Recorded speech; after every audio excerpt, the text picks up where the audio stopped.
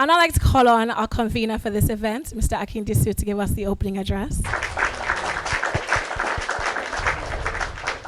Thank you so much for coming today. It's a real pleasure to have all of you here today.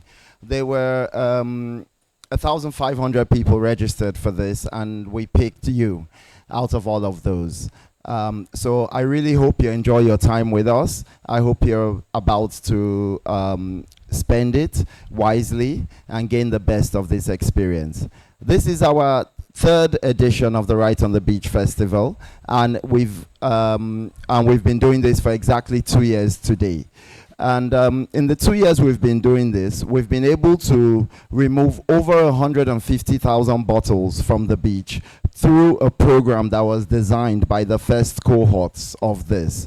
We've been able to, through doing that, give out over 100 scholarships. We've been able to provide 20 jobs locally, and we've been able to train over 500 people in green jobs, eco-tourism, and systems to do with conservation and becoming a greener Nigeria. You know. So last year, from the symposium last year, they wrote a paper, Flight or Flourish. I would just like to bring up some of the things from the paper, so that you know where it is that you're going. The key takeaways from the symposium are urgency.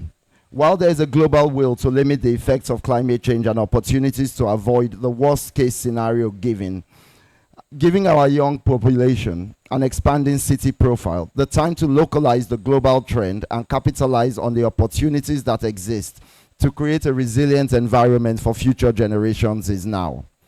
Policy stability. The government is the people's representative.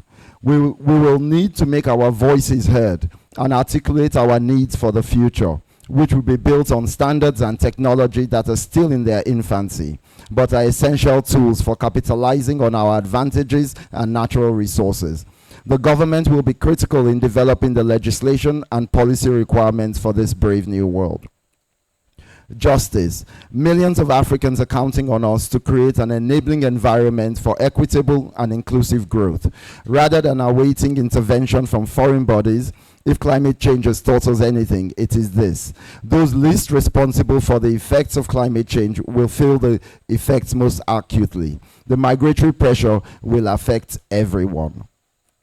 Collaboration. We are facing a global extinction crisis, and as members of the global community, we must align ourselves locally and globally with those who share our vision of a sustainable, just, livable, and fair future for all. Scale in accordance with global commitments, we must seek scalable solutions by sharing our experience and creating opportunities for local markets to develop resilience locally. What works in Lagos will work throughout the ECOWAS region. I believe if we come together at a time like this, with a little effort and a little sacrifice, standing united, we can do great things. The class of 2022. With this, I'd now like to welcome the class of 2023. We are now in session.